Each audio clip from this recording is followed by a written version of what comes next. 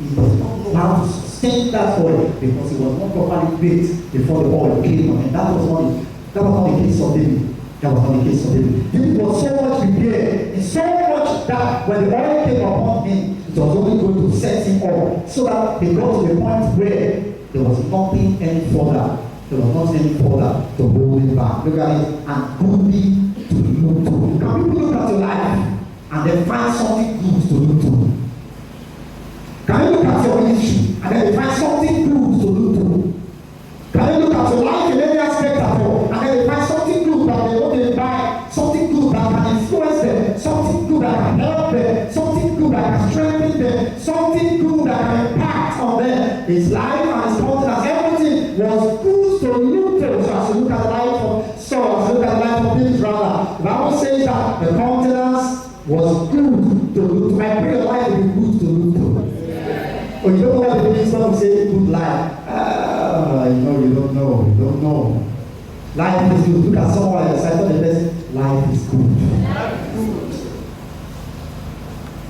Now we say life is good. I'm not advertising LG. I'm trying to advertise you. Life will come good. Some of you haven't seen good life. Talking about the life that is inside the Holy Ghost. The life that is good and born really inside the Holy Ghost. The life that is lived, backwards, sponsored, operated on, and then inspired by the Holy Ghost. That is good life. The life that you do not live by yourself. Every aspect of your moves, every aspect of your direction, because of clarity in the first place, every aspect is ordained and directed and influenced and poured in by the Holy Ghost. That itself is good life. That time and per season, in fact, for every move that you make, he can tell you where to go, what to do.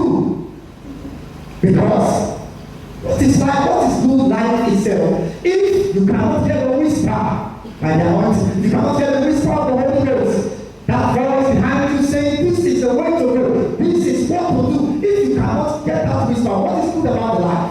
What is good about the life when you come to the point of marriage and then you cannot find somebody? You cannot get the voice of God telling you directly that this is the person to be with, this is the person to stay with, this is the person that you will do life business with, this is the person I will build kingdom with you. What kind of life is that one? That's not good life. When you don't have a sense of direction, telling you this is where you are going to work, this is what you are going to do, that's good. What life is good? What else again is called good life? When the Spirit of God, by the anointing upon you, has not given you that kind of clarity. What is good life exactly? What's your definition of good life? That's what you must ask yourself this morning. Life can be good. And David was set on that pinnacle. He was set on that pinnacle. He was already in that experience. The Bible says, and the Lord said in verse 12, arise, anointing, for this is ye.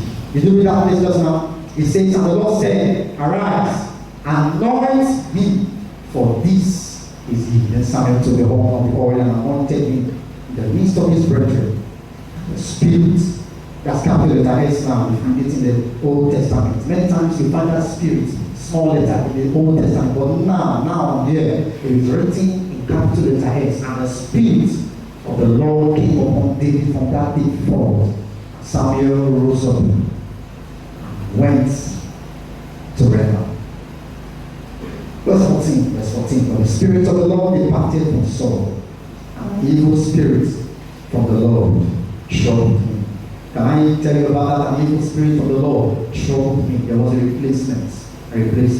As the oil was coming upon him, upon David, that oil was leaving the other man.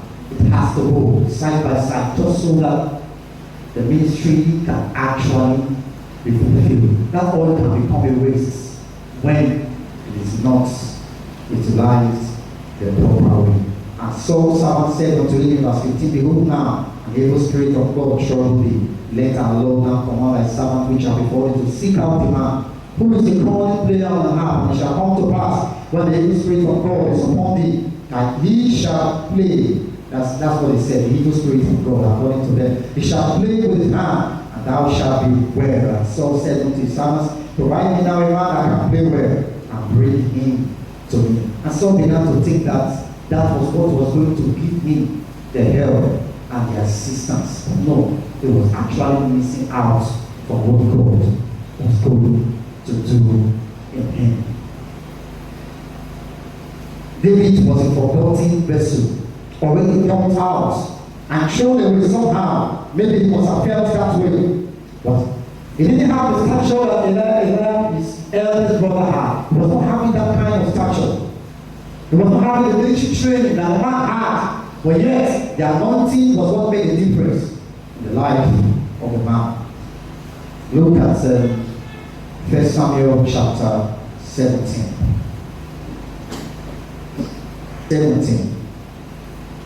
In verse 1.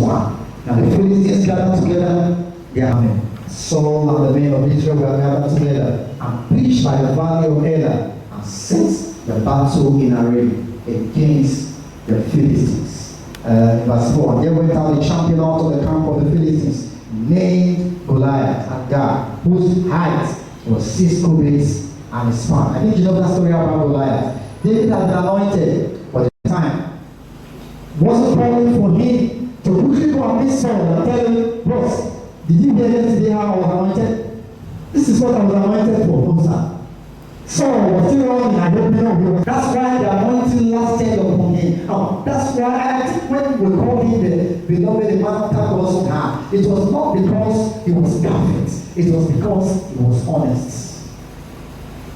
David, a beloved of God, the man after God's heart, not because he was perfect. Perfect how? The one who went after Bathsheba, who could not hold down the primal kings who had going to war, and he could not hold his sexual urge, and then he went and called for the woman, and all of that happened. He was still the man after God's heart, not because he was perfect, but because he was honest. Honesty will go a long way to prepare the man for the anointing. Saul had seen that the man was anointed. What was the next thing for Saul to do? Of course, there was nothing for argument. If you read this account very well, he began to talk to Samuel so that he would get him up and then get things done and make things very easy. But no, it didn't take a long time. That man was thrown out of the whole game. I will just share a few things here. The proofs of that anointing. Number one is the operation of illumination. The operation of illumination. I'm talking about the anointed for exploits. Number one is the operation of illumination. 1 John chapter 2 in verse 27. 1 John chapter 2 in verse 27. Verse 27. It says, but the anointing which you have received of him abideth in you. And ye need not that any man teach you, but that the same anointing teacheth you of all things. It teacheth you everything. That's the operation of illumination. That's what the anointing does. As it comes, it brings illumination into the life of the man. In Job 32 verse 8, there is a spirit in man, and the inspiration of the Almighty, it giveth them understanding. That's what Job tells us in chapter 32 verse 8. The spirit in man, that spirit, it will give you understanding.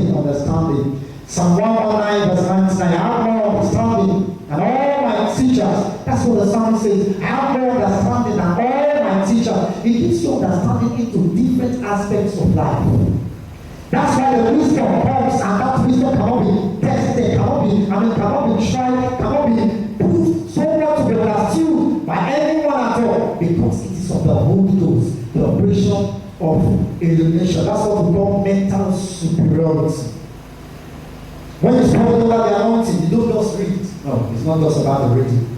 It's about apprehending.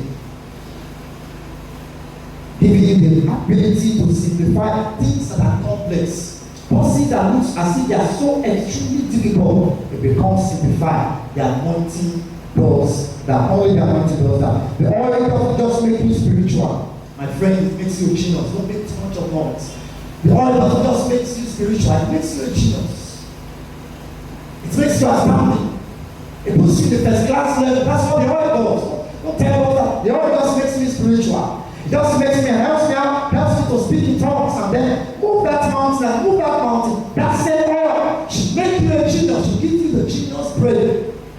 the genius brain, and then set you on that point where you can profess solutions even in the present dispensation. That's what the Lord does, because the Bible says that He has given you that kind of understanding that is deeper than all your teachers. Number two, the operation of invigoration. Invigor. We talk about invigor. I'm talking about physical and mental strength, mental stamina. 1 Kings chapter 18, in verse 46. I want to show you something from there. 1 Kings chapter 18, in verse 46. Verse 46. 1 Kings chapter 18, verse 46. And the hand of the Lord was on Elijah, and he girded up his loins, and ran before Ahab to the entrance of Jezreel. Maybe you don't understand the story. Let me read from verse 41. And Elijah said unto Ahab, get thee up, eat and drink, for there is a sound of abundance of bread. So Ahab went up to eat and to drink, and Elijah went up to the top of the camel, and he cast himself down upon the earth, and he put his face between his knees, and said to his servant, go up now, look toward the sea. And he went up and looked and said, there is nothing. And he said, go again 7 times. And it came to pass a man's hand. Now the servant was talking. He had gone the first, the second, the third, the fourth, the fifth. He was not saying something, but the prophet has placed his head between his knees. And in as much as the prophet the 7th time. And when he went for the 7th time, the servant began to see something he could not describe. And the man said, I see, like you will see this morning. He said, like a man's hand, and he said, go up and say unto Ahab, prepare thy chariots, and get thee down, and the rain stopped thee not. And it came to pass in the meanwhile that the heaven was black, the rain was getting ready now, and the clouds are wind, and there was a great rain, a great rain. This morning there will be a great rain upon your life. And Ahab rode and went to Jezreel, and the hand of the Lord was Elijah. Ahab rode, he rode on the chariots, but the hand of the Lord was Elijah. That man was just moving, but he moved and walked faster than the man that was on the horses, on the chariots. That was the movement of the Holy Ghost. That kind of mental, physical stamina can only be granted by the Holy Ghost. This morning, that anointing is coming upon your life. It was the anointing for speed, and Elijah was able to pick up faster, and so that even then, Jezreel was so surprised, and the entrance of Jezreel, Ahab was so surprised that when they met, they began to wonder, when did you leave the place that you could meet up with me? It was exactly the same way that Philip moved, and then to Azotus, and we were all surprised. How did the man get to this place immediately? It was the spirit of speed that was backed up by the Holy Ghost. It doesn't matter where you are. It only matters when the anointing comes. It can cover up for the last 5, 6, 7, 10 years that you have been counting. It doesn't matter. I didn't get admission on time actually. Blah, blah, blah. This and this was what actually happened. And it doesn't matter. Those ones who have got admission ahead of you, and maybe they didn't say they're already working, they're doing fine. And you just got admission, maybe you are 35 already now. And then you are in school. That doesn't matter. That speed, when it comes because of the Lord. And then you are done. What they have achieved about 15 years away now after school. In 5 years when you are done, that same anointing can propel you. And when they put you side by side with another person, it also means because when that anointing is on you, it will not matter anymore. Time does not need to be placed when God is in position. Judges 14 verse 6. Judges chapter 14 verse 6. Judges chapter 14 verse 6. And the Spirit of the Lord came mightily upon him, and he rent him as he would have rent a key, and he had nothing in his hand. I want you to see that one. He had nothing. That's where I'm actually looking at. He had nothing in his hand. How did Samson do this one? How did Samson do this one? That is his operation of invigoration.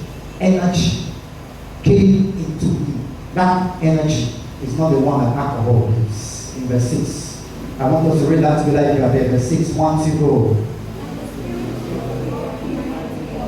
Some of you are not there. Judges chapter 14, in verse 6. Judges chapter 14. Open your Bible. In verse 6. 1, 2, go.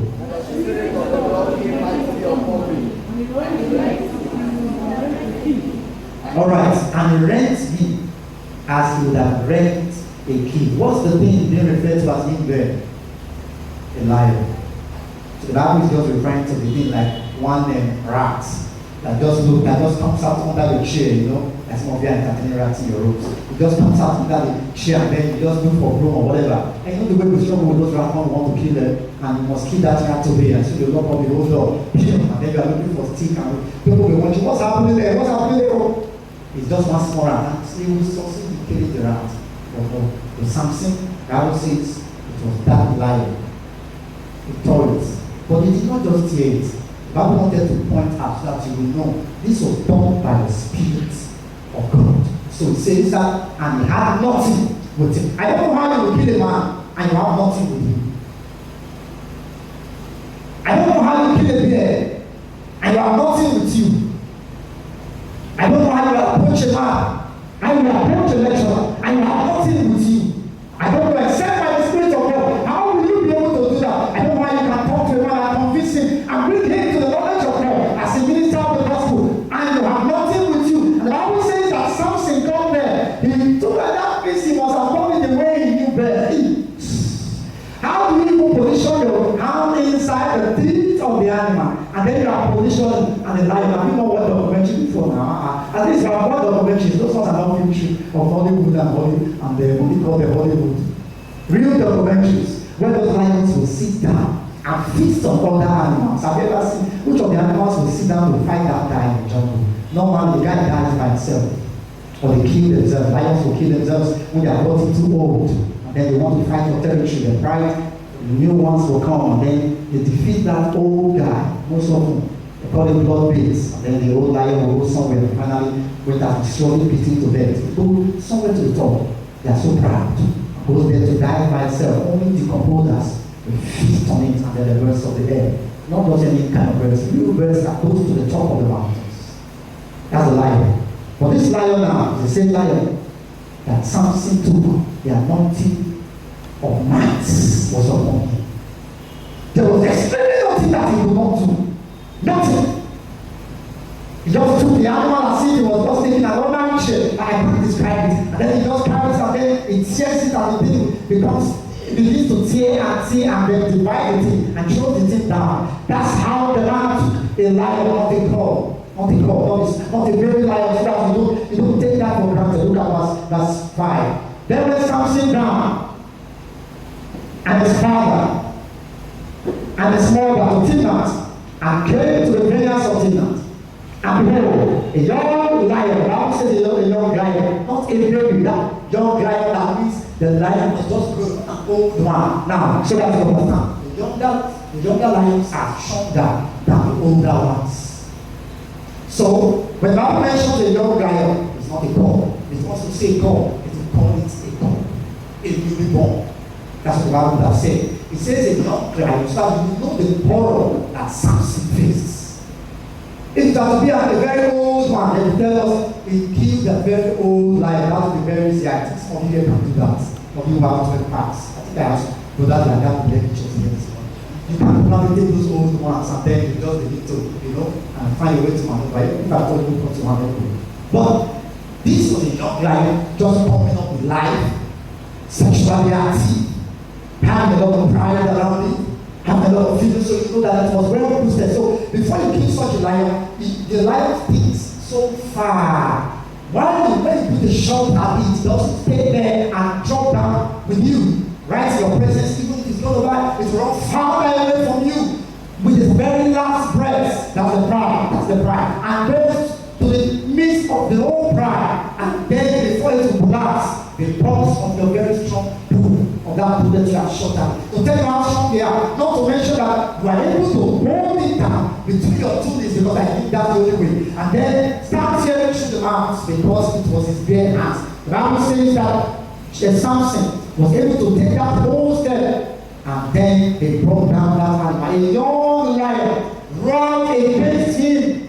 And there are many of you, the young lions have run against you. You run your marriage aspect, you run your career, you run your family, you run your health, you run different aspects of life, and you are not able to face them and then bring them down. The Bible says that young lion just provoked Samson. Now just small verse, you don't verse Samson small, and it's just a little provocation. And for some of you, they will touch your mouth, they will touch your clothes, they will touch your money, they touch precious things of God, they have touched Samson. They didn't touch Samson, no. They didn't touch him. It was just a roaring. And Samson said, you are show yourself, come. Then the light of the flesh was still coming. And then Samson was looking out now. It was still coming. Not knowing it was coming from his life. It was coming from his back. They ran and then they ran the first one and then they run away. They ran the second and then you are running farther. They attack what I said on again. They ran and then they are coming through and they are running for. Because you are not the time. The spirit of might has not come. This morning there will be a change. Amen. I said there will be a change. Amen. And the spirit of might came upon him. The spirit of might came upon him.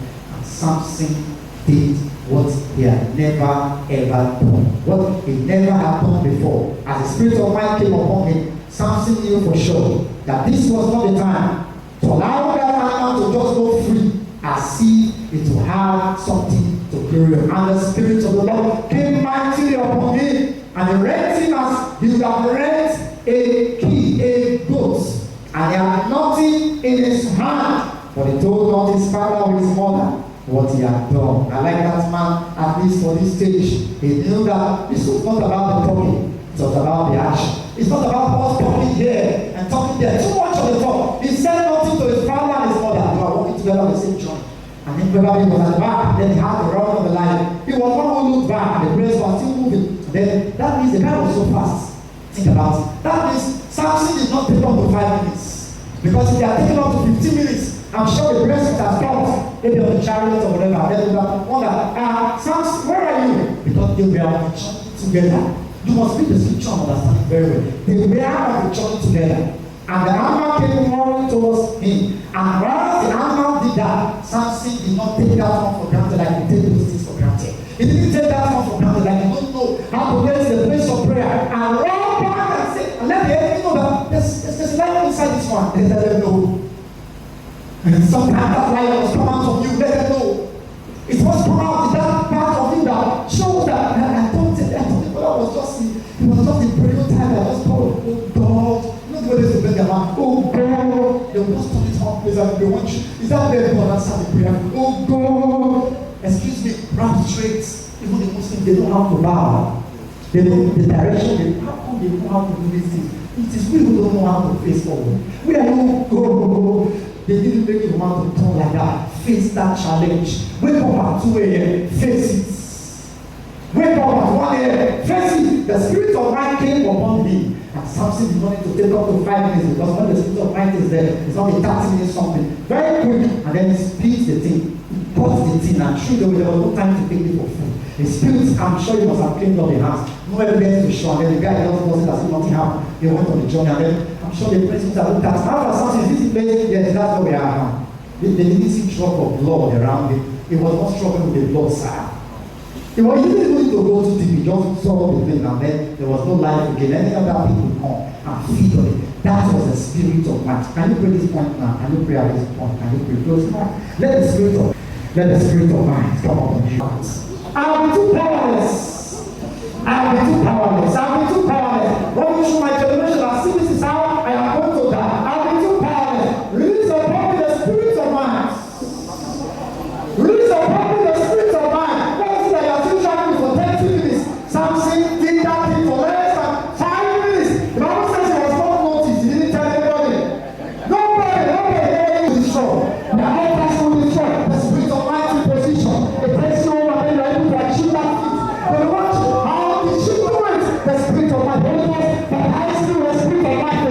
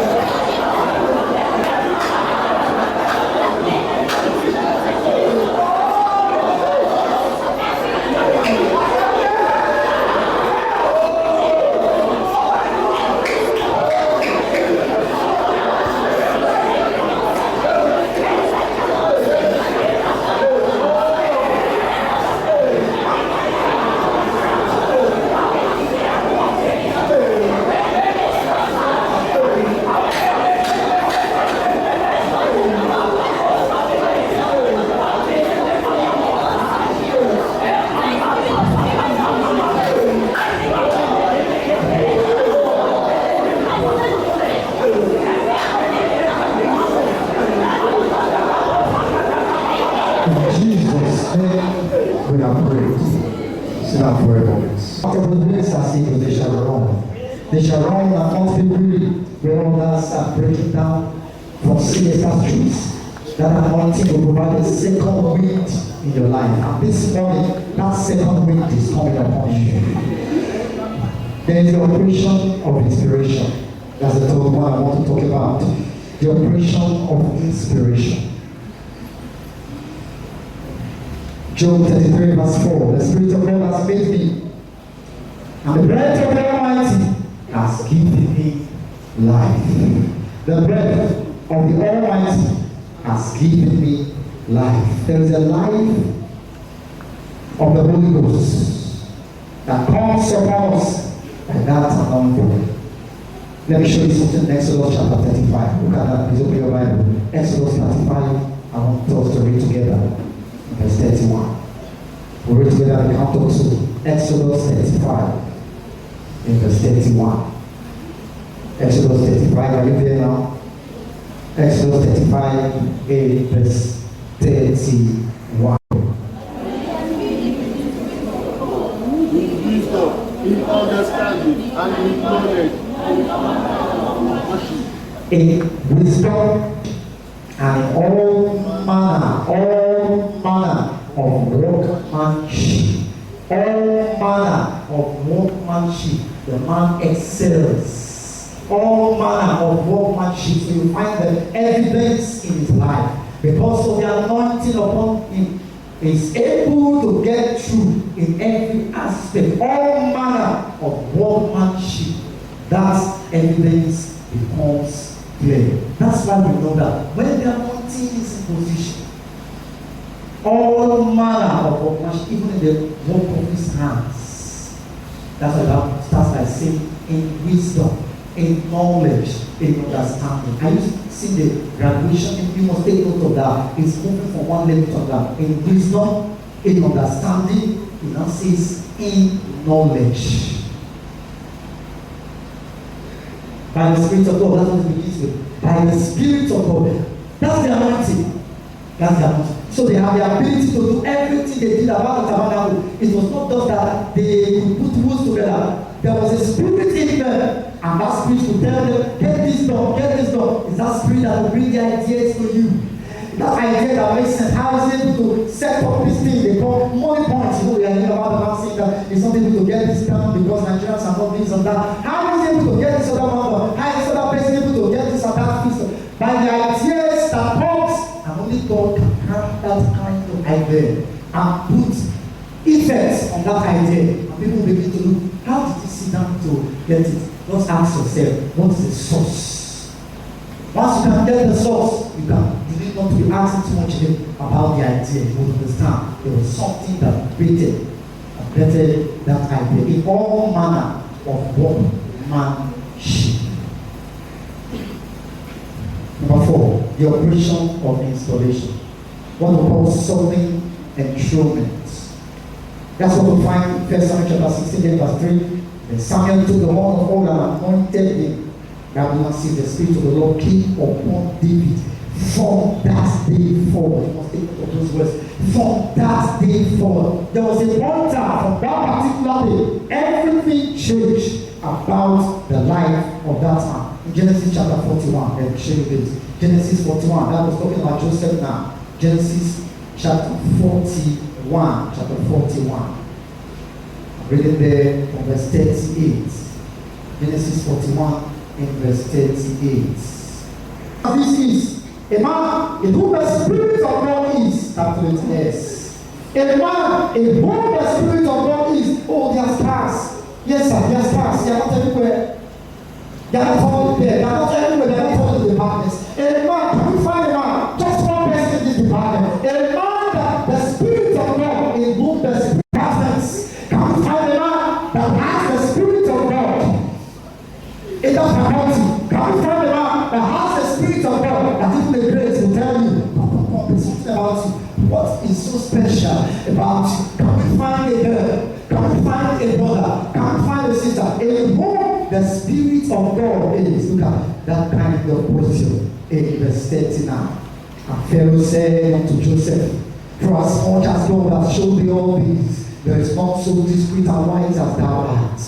Not so discreet and wise as thou art. I wonder how a man is talking to a man. You know what Pharaoh was saying? Bro, she's so wise, wiser than I am. I know I may be a king, but today I accept I am foolish. What the ability does that?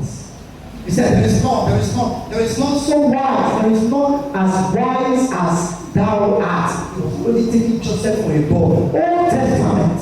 And here we are talking about the anointing. The new cruise, the new wine, that comes upon the believer, and then drops on him, and then he begins to move in his own generation, and then he's still facing things, and then he forgets the fact that, oh, I just received the anointing. He's not able to go back and tap on the anointing. He doesn't know how to sit up, and how to use his nails like Elijah, and put his head in between. An old man of that nature would know how to put his head in between his nails. I still see young men of 25. I see young men of 22. They don't know how to put this small head that looks like coconut. They don't know how to put it in between their knees and walk it up there. And tell the servant, go back the first time. He says, I see nothing prophetic. And you don't get what I said. Go back the second time. Elijah was still there because he knows I can breathe here. Then I wonder what he was saying. Only God knows because the Bible didn't tell us what he said. God said, he locked up that head in between his knees. That's all we heard. What position of prayer is that? I've never tried before. You have not prayed. You have not preached. You haven't been something. You have not. You haven't prayed before. You have not stayed there for 6 hours.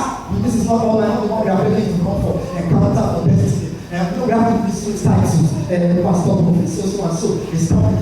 The one that is just you. You are seated there for that prayer house. You are seated there for that 7 days. You are seated there for that 3 days. You don't know how to lock yourself in the door. And then close that door. And then it's just you and God. And then second day they are going to check on your door. And then they are saying, what you? Are you there? They are not even answering. If you are there, but they are hearing your voices for those nights. And the prophet locked up himself there. What was he praying for? For the rains to come. And for God to prove himself because he had told them, you go quickly because the rain will fall. And when he said that, he said the whole responsible and he did not just shut up his mouth. Elijah went in there, he locked up his head, and then he told the servant servant, you watch. When you see the way, let me know. That servant was not even helping things. You know why the servant can just go there and wait and believe that they read before. When the servant is making it very typical, they came back, prophet, I'm not sending. They went again.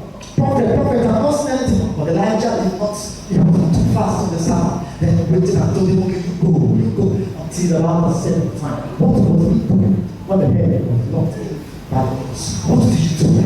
When you come to that point, when you are seeing the world and you are waiting for that moment to be fulfilled, what did you do? What did you do? What did you do? What did you do? People are not laughed away. And because of that nakedness, that exposure that we have, that deformity that we have, that was allowed us to wait and wait in the presence of God. Not to church. Wait and wait on that prayer altar. When you are there, oh, and you can seek the face of God until you see the glory of God coming to be manifested. As far as that has been said concerning you, if you cannot pray, you become a prey. If you cannot pray, B-R-A-Y, you become a B-R-E-Y. They will eat you raw. And if I say Satan will take your handkerchief, take you like handkerchief and clean you anyhow, clean you anyhow on your face now, clean the bottom side, and clean the front side, clean the bottoms everywhere you go, and just every time it's done, people will show you out there because that's just the church person. It comes regularly every Sunday, doesn't have any prayer altar. It comes regularly every Sunday, he likes to listen to Pastor Lee, but he has no prayer altar. There's nothing on the inside of our bones. There's nothing calling up to the deep. It's empty. I'm talking about you. Want to pray prayer point number 2. Holy Ghost, put your fire on prayer altar. Some of you are empty. Put your fire on prayer altar. Put your fire on prayer altar. Put your fire on prayer altar. Put your fire on prayer altar. Put your fire on prayer altar.